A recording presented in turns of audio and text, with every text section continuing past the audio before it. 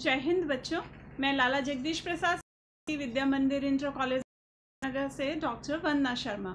इससे पहले एक वीडियो में हमने कक्षा 9 के एक पाठ ऊतक को प्रारंभ किया था, जिसमें हमने ऊतक क्या है, ऊतक को कैसे कितने भागों में वर्गीकृत किया गया है, ये सब पढ़ा और साथ ही पादप ऊतक के विषय में भी हमने पढ़ा। आज इस वीडियो में हम जंतु ऊतक के विषय में जानेंगे। आइए शुरू करते हैं। अध्याय 6 ऊतक का शेष भाग जंतु ऊतक। जंतु ऊतक को मुख्यतः 4 भागों में विभाजित किया गया है: एपिथेलियमी ऊतक, संयोजी ऊतक, पेशी ऊतक और तंत्रिका ऊतक। आइए एक एक करके हम ये ऊतक क्या होते हैं इनके बारे में जानते हैं। सर्वप्रथम पढ़ेंगे एपिथेलियमी ऊतक। एपिथेलियमी ऊतक वो ऊतक है जो शरीर के विभिन्न भागों को आवरण प्रदान करता है। बाहरी भाग हो या भीतरी अंग हो, उनको एक सुरक्षात्मक आवरण प्रदान करता है। जंतु ऊतक शरीर को ढकने और सुरक्षा प्रदान करने वाले ऊतक के रूप में जाना जाता है। इस ऊतक की कोशिकाएं एक दूसरे से सटी हुई होती हैं और एक सतत परत का निर्माण करती हैं। सतत मतलब बिना टूटी हुई परत का निर्माण करती हैं। इनके परतों के बीच में चिपकाने वाले पदार्थ बहुत कम होता है। इनकी कोशिकाओं के बीच में बहुत कम स्थान पाया जाता है। एपिथेलियमी ऊतक को कुछ भागों में वर्गीकृत किया गया है। अपने कार्य के आधार पर कोशिकाओं की जो रचना है उसके आधार पर इन्हें अलग अलग नाम से जाना जाता है। सबसे पहले जो इनके नाम हम जान लेते हैं: सरल शल्की एपिथेलियम, स्तरित शल्की एपिथेलियम, स्तंभाकार एपिथेलियम, घनाकार एपिथेलियम, पक्षमाभी एपिथेलियम और ग्रंथिल एपिथेलियम। अब इनको आइए एक एक करके विस्तृत रूप से पढ़ते हैं। सबसे पहले सरल शल्की एपिथेलियम। कोई भी सरल एपिथेलियम हो वो किसी भी आकार की कोशिकाओं की हो सकती है। सरल घनाकार भी हो सकती है, सरल शल्की भी हो सकती है, स्तंभाकार भी हो सकती है। विशेषता क्या है कि सरल एपिथेलियम केवल एक ही परत की बनी हुई होती है। इनमें कोशिकाओं की एक ही परत होती है। अब सरल शल्की एपिथेलियम, इसकी कोशिकाएं पतली, चपटी और बहुभुजाकार। कोशिकाएं पतली होती हैं, चपटी, बहुभुजाकार होती हैं। कोशिकाओं में एक बड़ा केंद्रक होता है। कोशिकाओं के मध्य में बड़ा केंद्रक पाया जाता है। कोशिकाएं परस्पर फर्श के टाइल्स के समान सटी हुई होती हैं।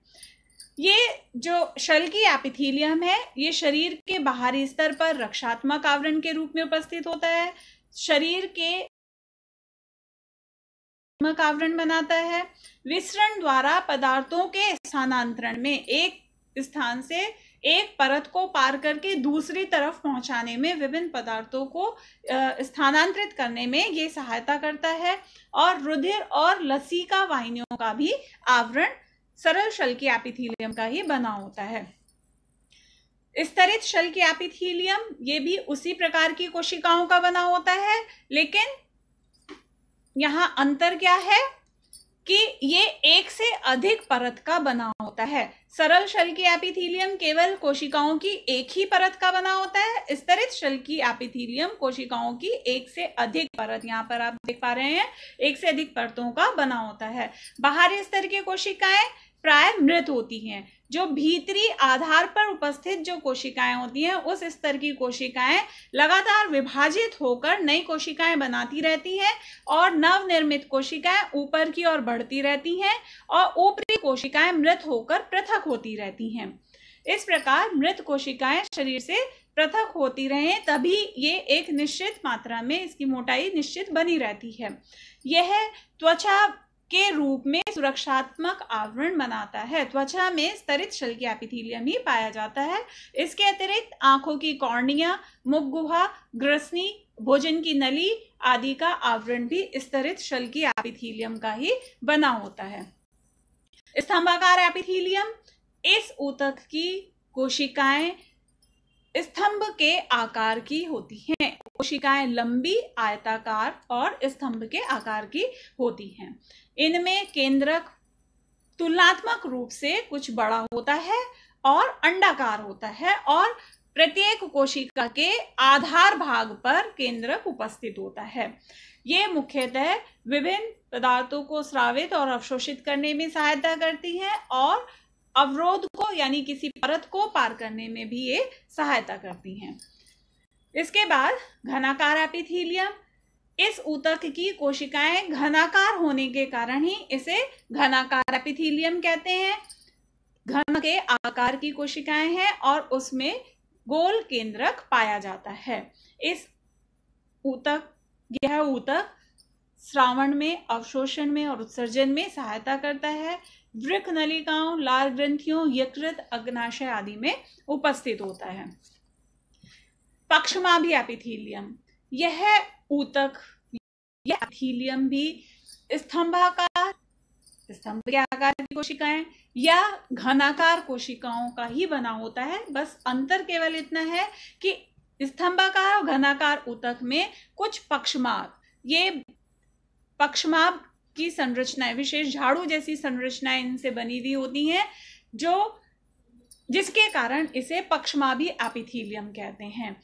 ये विशेष संरचनाएं ऐसे इनके मुख्य कार्य, कुछ विशेष कार्य है जिस कारण विशेष स्थानों पर, जिन स्थानों पर विभिन्न पदार्थों को आगे प्रवाहित किया जाना है, ऐसे स्थानों पर ये पाई जाती हैं। जो खोखली नलिकाएं हैं जैसे श्वास नली, अंडवाहिनी, मूत्रवाहिनी आदि, उनके भीतरी स्तर पर ये एपिथेलियम होती है और इनके ये पक्षमाभ जो सीलिया हैं, ये झाड़ू की तरह विभिन्न पदार्थों को, जैसे श्लेष्म या उस नली में उपस्थित अन्य पदार्थों को एक ही दिशा में प्रवाहित करने में सहायता प्रदान करता है।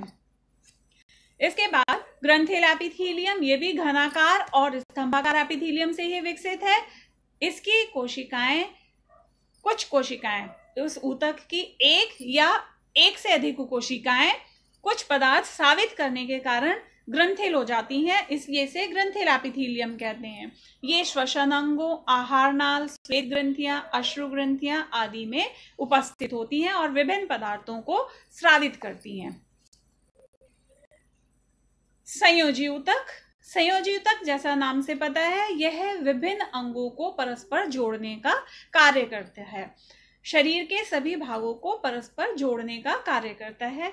प्राय यह ऊतक सभी भागों में मिलता है, सर्वाधिक मात्रा में शरीर में उपस्थित होता है और इसके मैट्रिक्स, अंतराकोशिकीय पदार्थ, कोशिकाओं के मध्य में पाए जाने वाले पदार्थ को मैट्रिक्स कहते हैं और इसकी कोशिकाएं मैट्रिक्स में बिखरी हुई होती हैं और अलग अलग कार्यों के आधार पर अलग अलग प्रकार के संयोजी ऊतक में अलग अलग प्रकार का मैट्रिक्स पाया जाता है। जैसे मैट्रिक्स जेली के समान भी हो सकता है, तरल भी हो सकता है, सघन या कठोर भी हो सकता है।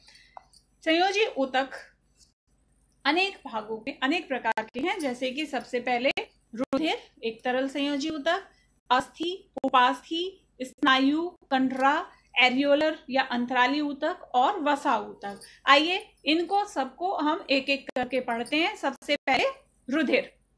रुधिर एक तरल संयोजी ऊतक है क्योंकि ये तरल अवस्था में पाया जाता है और साथ ही रुधिर शरीर के विभिन्न भागों को परस्पर संबंधित, परस्पर जोड़ने का कार्य करता है, इसलिए इसे तरल संयोजी ऊतक कहते हैं। तरल संयोजी ऊतक रुधिर के दो मुख्य भाग होते हैं, प्लाज्मा और रुधिर कणिकाएं।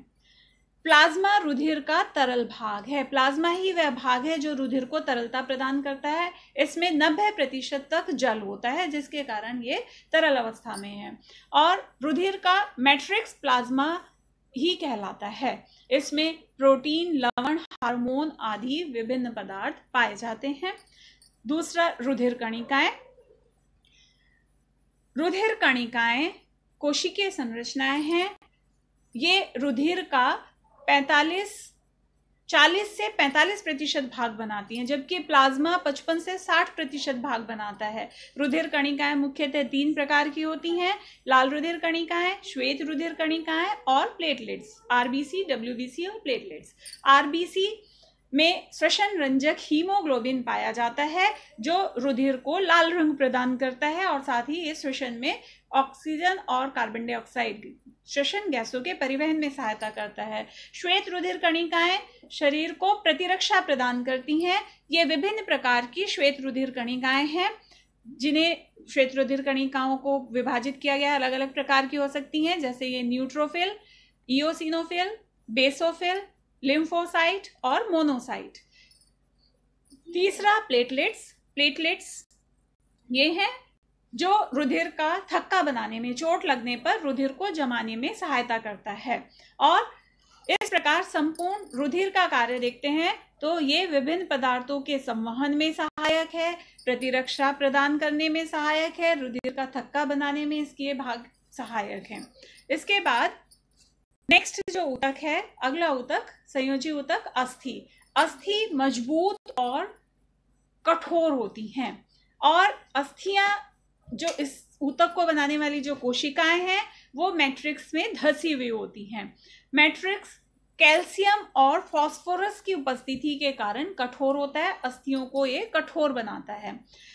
अस्थियां कंकाल का निर्माण करती हैं और शरीर को एक आकार प्रदान करती हैं, मांसपेशियों को सहारा प्रदान करती हैं और मांसपेशियों की गति में ये सहायक हैं। बहुत सारे कोमल अंगों को ये सुरक्षा भी प्रदान करती हैं, जैसे मस्तिष्क के चारों ओर खोपड़ी, अस्थियों की बनी हुई खोपड़ी, स्कल। इसी तरीके से जिसे हम करोटी भी कह सकते हैं।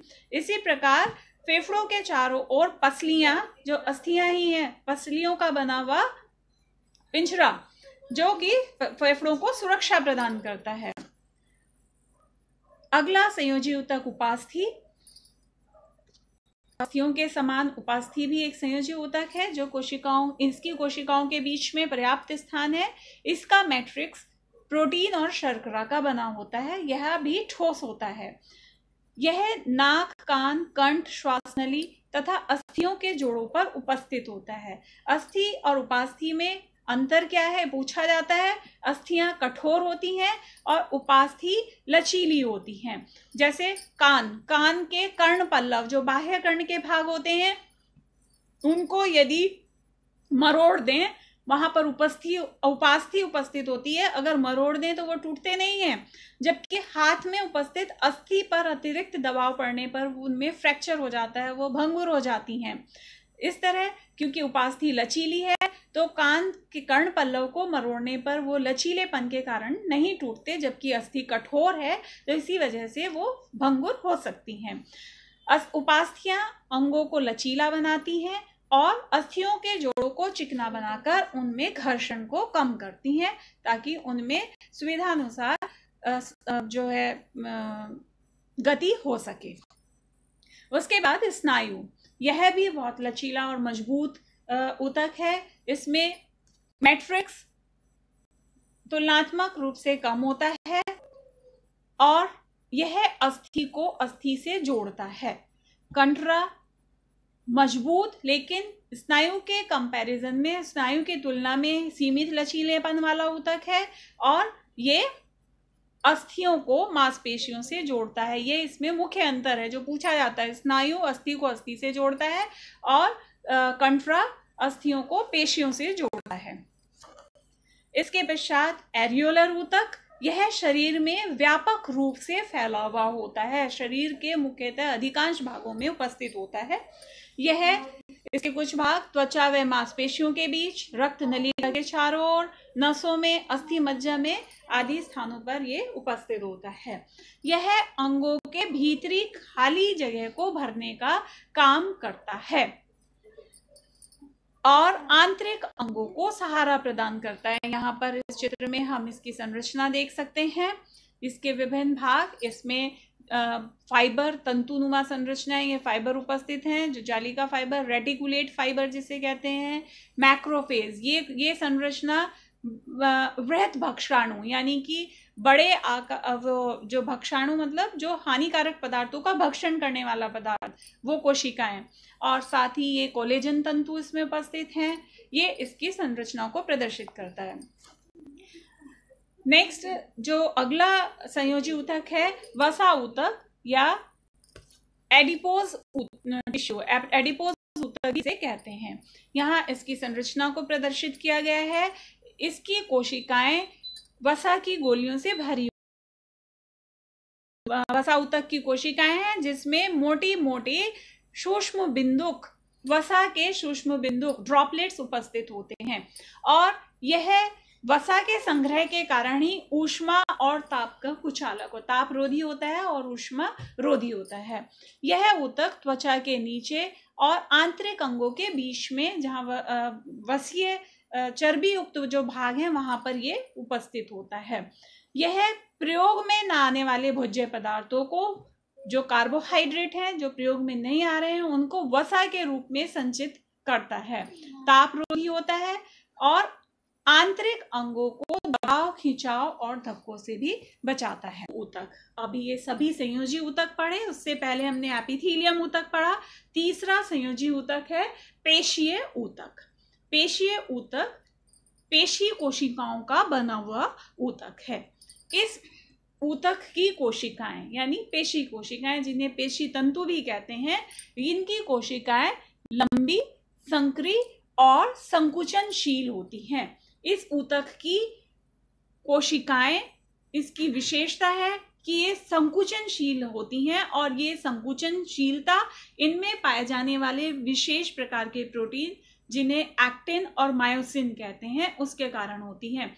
ये एक्टिन और मायोसिन ही पेशी ऊतक को संकुचनशील बनाते हैं। पेशी ऊतक एक संकुचनशील ऊतक है। ये जो है जो इसे संकुचन में सहायता करते हैं। यह ऊतक अस्थियों और अन्य संरचनाओं को सहारा प्रदान करता है और साथ ही गति प्रदान करने में भी सहायता करता है।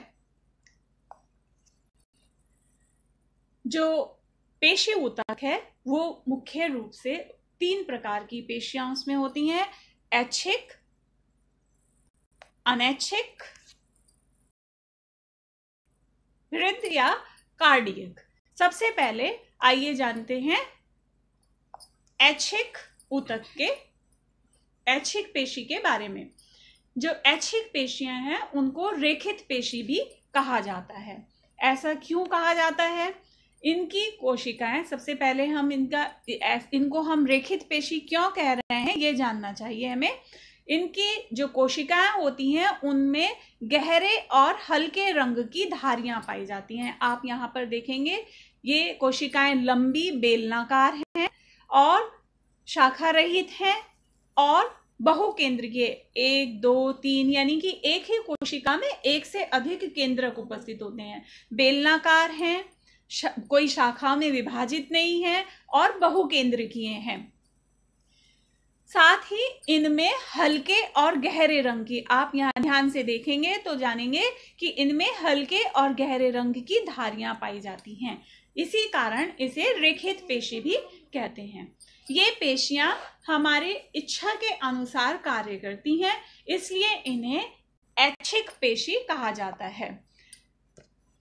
प्राय ये पेशियां अस्थियों से जुड़ी हुई होती हैं और अस्थियों में जो हमारी इच्छा के अनुसार गति होती है कि हम हाथ हिलाते हैं या पैर हिलाते हैं, तो इस प्रकार की जो गति होती है वो इन ऐच्छिक पेशियों के कारण ही होती है। यानी कि इसका मुख्य कार्य है अस्थियों को गति प्रदान करना। क्योंकि ये अस्थियों से जुड़ी होती हैं इसलिए इन्हें कंकाल पेशी भी कहा जाता है।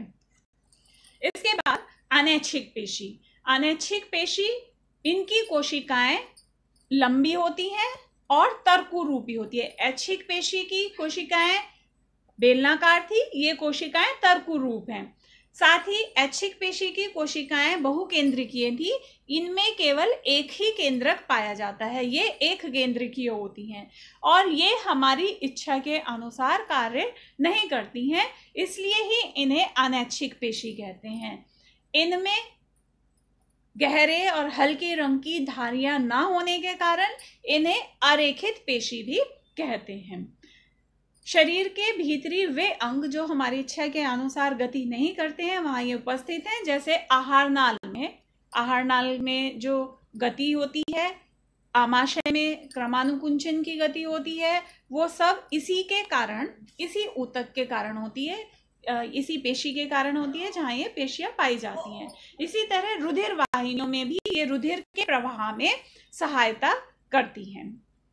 इसके बाद नेक्स्ट है हृदय या कार्डियक पेशी। ये पेशी केवल हृदय में ही पाई जाती हैं। हृदय में पाए जाने वाली पेशियों को ही हृदय या कार्डियक पेशी कहते हैं। इसकी कोशिकाएं भी बेलनाकार हैं, लेकिन रेखित पेशी के समान ये कोशिकाएं बेलनाकार हैं, लेकिन वो अशाखित थी, ये शाखित होती हैं। इनमें शाखाएं निकली हुई होती हैं। साथ ही वो बहुकेंद्रीय थी, ये एक केंद्रीय होती हैं। यानी कि ये संरचना में रेखित पेशी के समान, मतलब रेखित पेशी के समान इनमें हल्के और गहरे रंग की धारियां पाई जाती हैं, लेकिन ये क्योंकि हमारी इच्छा के अनुसार कार्य नहीं करती हैं, इसलिए कार्य में अरेखित पेशी के समान होती हैं। रचना में रेखित पेशी के समान और कार्य में अरेखित पेशी के समान। ये आजीवन लयबद्ध रूप से क्रियाशील रहती हैं, यानी कि एक निश्चित अंतराल पर लगातार बिना रुके बिना थके ये कार्य करती रहती हैं। जो हृदय में संकुचन और प्रसार होता है, हृदय की जो धड़कन होती है, धड़कन का निर्माण इसी पेशी के कारण, इसी पेशी की हृदय की गति के फलस्वरूप होता है। यानी कि हृदय के संकुचन और प्रसार में ये पेशियां सहायता करती हैं। इस प्रकार ये हमने पेशी ऊतक पढ़ा। और अब अंतिम तंत्रिका ऊतक, आइए इसके बारे में जानते हैं। तंत्रिका ऊतक तंत्रिका कोशिकाओं का बना हुआ होता है। इस ऊतक के जो मुख्य भाग मस्तिष्क, मेरुरज्जु और तंत्रिकाएं, ये सब तंत्रिका ऊतक के ही बने हुए होते हैं। तंत्रिका ऊतक की कोशिकाओं को तंत्रिका कोशिका या न्यूरॉन कहते हैं। एक तंत्रिका कोशिका की यदि हम संरचना देखते हैं तो इसके 3 मुख्य भाग होते हैं: कोशिका काय, डेंड्रॉन और डेंड्राइट्स और एक्सोन। कोशिका काय तंत्रिका ऊतक का मुख्य भाग होता है। ये येलो कलर का भाग तंत्रिका क्षमा कीजिए, कोशिका काय या साइटोन है। साइटोन के मध्य में, जिसे कोशिका काय भी कहते हैं, इसके मध्य में केंद्रक पाया जाता है। इसी भाग से कुछ प्रवर्ध निकले हुए होते हैं, जिनको प्रारंभिक नुकीले भाग को डेंड्रॉन कहते हैं। ये डेंड्रॉन आगे जाकर अनेक शाखाओं में, यहाँ पर हम देख रहे हैं, अनेक शाखाओं में ये विभाजित हो जाते हैं, जो डेंड्राइट्स कहलाते हैं। कोशिका काय में से ही एक डेंड्रॉन अन्य डेंड्रॉन की तुलना में अत्यधिक लंबा होकर एक्सॉन का निर्माण करता है। एक्सॉन के अंतिम भाग पर ये शाखित होकर सिनेप्टिक घुंडियों का निर्माण करता है। इस ऊतक का मुख्य कार्य है तंत्रिका आवेगों और संवेदनाओं को शरीर में एक स्थान से दूसरे स्थान पर पहुंचाना। इस प्रकार ये सभी हमने ऊतक के बारे में, जो जंतु ऊतक हैं वो पढ़े। जंतु ऊतक को मुख्यतः हमने जो भागों में विभाजित किया है वो है मुख्य 4 भाग: एपिथेलियमी ऊतक, उसके बाद संयोजी ऊतक, फिर पेशी ऊतक और फिर तंत्रिका ऊतक। इस प्रकार जंतु ऊतक की संपूर्ण जानकारी के साथ ये पाठ समाप्त होता है। धन्यवाद।